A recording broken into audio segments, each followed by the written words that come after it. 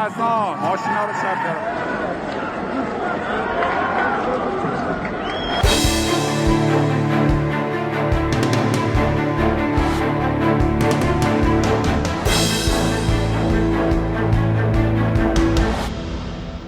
Iran জুড়ে আবারও অস্থিরতা। তেহরান থেকে শুরু করে রাশদ, ইস্পাহান, কুম একাধিক শহরে ছড়িয়ে পড়েছে সহিংসতা।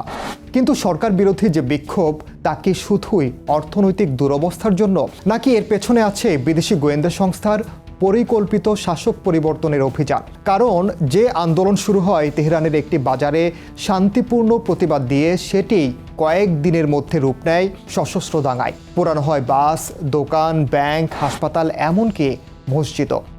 নিরাপত্তা বাহিনীর উপর চালানো হয় সরাসরি হামলা। এই সহিংসতার মধ্যেই প্রাণ হারায় সাধারণ মানুষ, এমনকি শিশুও।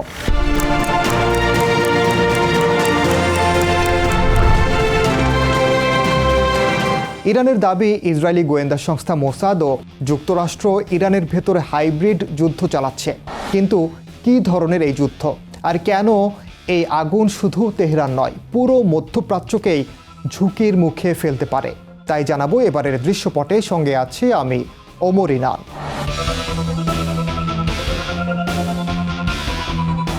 গেল মাসে ইরানের ব্যবসায়ীরা রাস্তায় নামেন অর্থনৈতিক সংকটের বিরুদ্ধে। রিয়ালের দরপতন, মূল্যস্ফীতি, নিষেধাজ্ঞার চাপ, সব মিলিয়ে ক্ষোভ ছিল বাস্তব।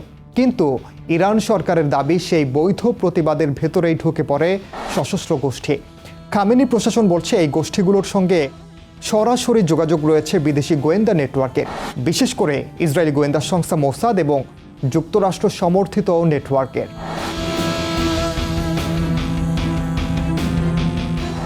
সোশ্যাল মিডিয়ায় ছড়িয়ে পড়া একটি পোস্টে রাশদ অঞ্চলে 3 বছরের শিশুকে গুলি করে হত্যা করতে দেখা যায়।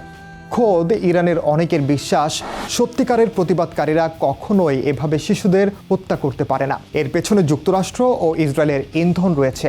অনেকেই মনে করিয়ে দিচ্ছেন, 12 দিনের যুদ্ধে সামরিকভাবে ব্যর্থ হওয়ার পর যুক্তরাষ্ট্র ও ইসরায়েল এখন ইরানের রাস্তায় যুদ্ধে নেমেছে।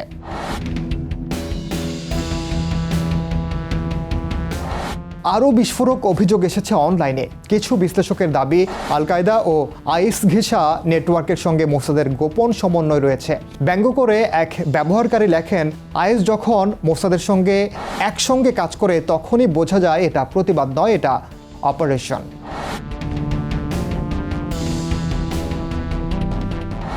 ইরানের সর্বোচ্চ ধর্মীয় নেতা আয়াতুল্লাহ আলী খামেনি সরাসরি বলেন, প্রতিবাদ গ্রহণযোগ্য, কিন্তু নিজের দেশের ভবন ভেঙে বিদেশি প্রেসিডেন্টকে খুশি করা দেশপ্রেম নয়। তিনি অভিযোগ করেন, কিছু মানুষ ওয়াশিংটনের ইশারায় ইরানকে অস্থিতিশীল করতে চাইছে।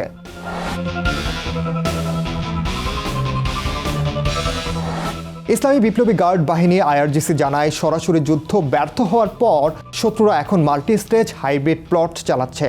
এই প্লটের অংশ নিষেধাজ্ঞা, অর্থনৈতিক চাপ, মুদ্রা সংকট, এরপর সহিংসতা উস্কে দেয়া। আইআরজিসির দাবি, মোসাদ সংযুক্ত একাধিক নেটওয়ার্ক এরই মধ্যে শনাক্ত ও গ্রেপ্তার হয়েছে।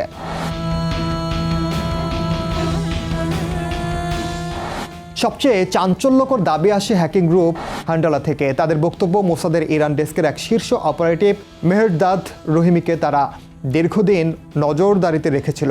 তাদের দাবি অনুযায়ী এই কর্মকর্তা দাঙ্গাকারীদের অর্থ, যোগাযোগ ও নির্দেশনা দিতেন। তার এনক্রিপ্টেড ফোনও হ্যাক করা হয়েছে বলে জানানো হয়।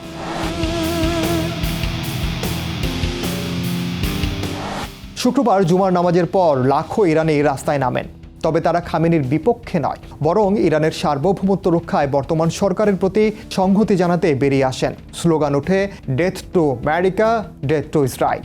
বার্তা একটাই, অর্থনৈতিক অভিযোগ আলাদা থাকতেই পারে, কিন্তু বিদেশি ইন্ধনে সন্ত্রাস গ্রহণযোগ্য নয়।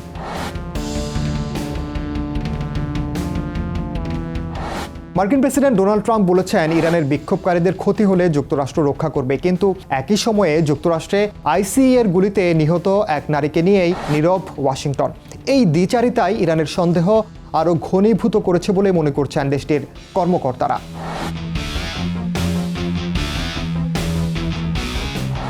বিশ্লেষকরা বলছেন, ইতিহাস বলছে এত সহজে ইরান ভাঙবে না। 2009, 2019, 2022 প্রতিবারই চাপ এসেছে, কিন্তু বিদেশি হস্তক্ষেপের মুখে ইরানি সমাজ শেষ পর্যন্ত ঐক্যবদ্ধ হয়েছে।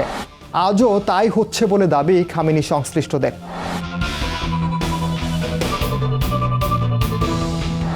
বিশ্লেষকরা আরও বলছেন, ইরানের চলমান সরকার বিরোধী আন্দোলন শুধু দেশটির ভেতরের রাজনৈতিক এবং অর্থনৈতিক কাঠামোর জন্য বিপজ্জনক নয়, পুরো অঞ্চলের জন্যই হুমকি। কারণ ইরান মধ্যপ্রাচ্যের শক্তির ভারসাম্যের কেন্দ্র।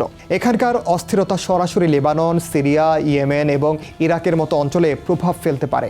ইসলামী বিপ্লবী গার্ড বাহিনীর আঞ্চলিক নেটওয়ার্কের কারণে এই খড়কুটো এক মুহূর্তে পুরো মধ্যপ্রাচ্যে আগুনের লেলিহান জালে রূপ নিতে পারে। একই সঙ্গে যুক্তরাষ্ট্র ও মোসাদের মতো বিদেশি শক্তি যখন হাইব্রিড অপারেশনের মাধ্যমে পরিস্থিতি উত্তেজিত করছে, তখন সাধারণ প্রতিবাদ থেকে রূপ নেয় সশস্ত্র সংঘাতে, যা শুধু স্থানীয় নয়, আঞ্চলিক এবং আন্তর্জাতিক নিরাপত্তাকেও হুমকির মুখে ফেলছে।